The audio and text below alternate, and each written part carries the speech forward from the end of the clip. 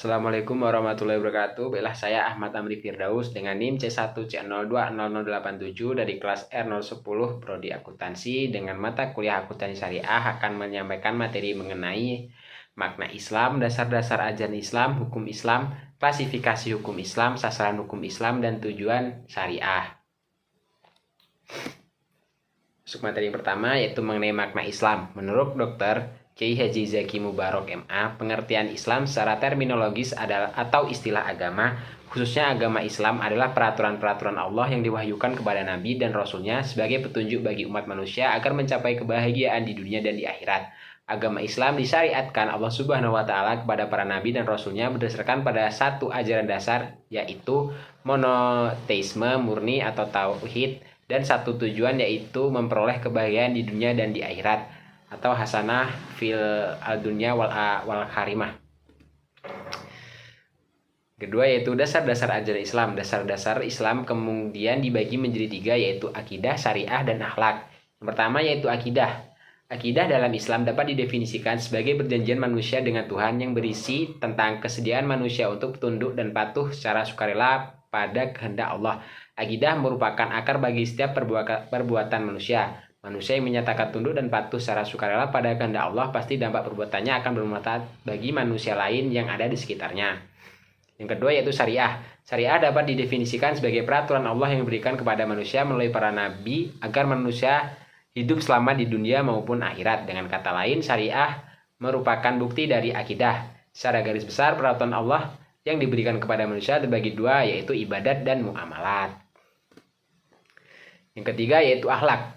Akhlak didefinisikan sebagai tindakan membentuk atau membiasakan perbuatan yang bermanfaat bagi orang lain. Ruang lingkup akhlak dibagi menjadi dua, yaitu dampak dari perbuatan yang berulang-ulang sebagai tanda berterima kasih kepada Allah atau akhlak kepada Allah. Dan yang kedua yaitu dampak dari perbuatan yang berulang-ulang guna menemukan kemanfaatan bagi manusia bersama atau akhlak kepada manusia.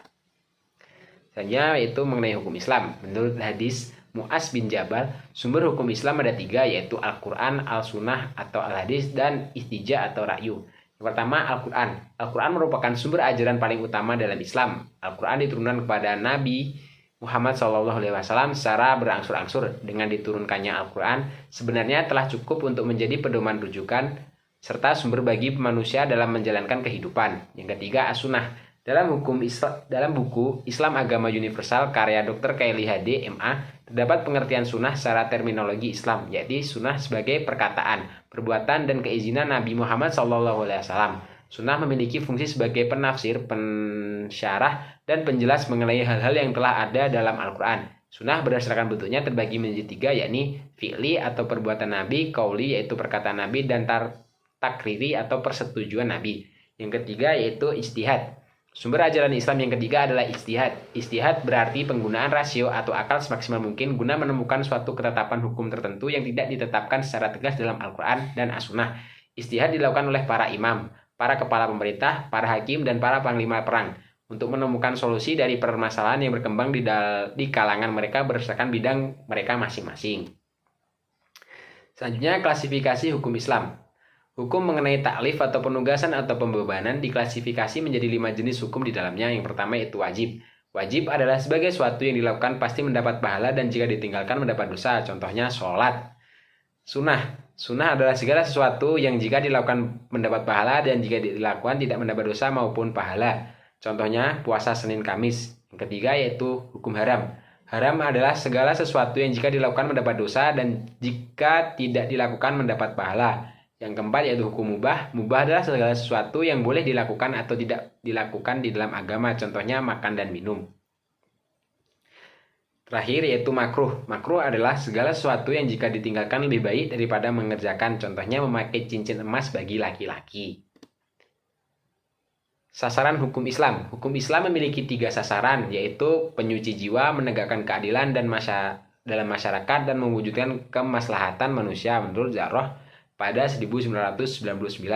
Pertama yaitu penyucian jiwa, agar manusia mampu berperan sebagai sumber kebaikan bukan sumber keburukan bagi masyarakat dan lingkungannya. Kedua, menegakkan keadilan dalam masyarakat. Artinya, keadilan di sini adalah meliputi segala bidang kehidupan manusia termasuk keadilan dari sisi hukum, sisi ekonomi, dan sisi persaksian. Dan yang terakhir yaitu mewujudkan kemaslahatan manusia. Mewujudkan kemaslahatan manusia di dalam misal dikenal sebagai makasibus syariah atau tujuan syariah. Tujuan syariat. Setiap pemeluk agama Islam wajib mentaati, mengamalkan, dan menjalankan syariat Islam secara hafah dalam kehidupan sehari-hari dengan tertib dan sempurna, baik melalui diri pribadi, keluarga, masyarakat, dalam kehidupan berbangsa dan bernegara. Demi terwujudnya pelaksanaan syariat Islam dalam masyarakat, maka banyak hal yang mendasar yang harus dibenahi dan ditata ulang terlebih dahulu, dan untuk diperlukan suatu aturan atau undang-undang yang menjadi pembatas terhadap keberhasilan pelaksanaan syariat Islam tersebut. Demikianlah presentasi dari saya akhiri. Wabillahi taufiq wal hidayah. Wassalamualaikum warahmatullahi wabarakatuh.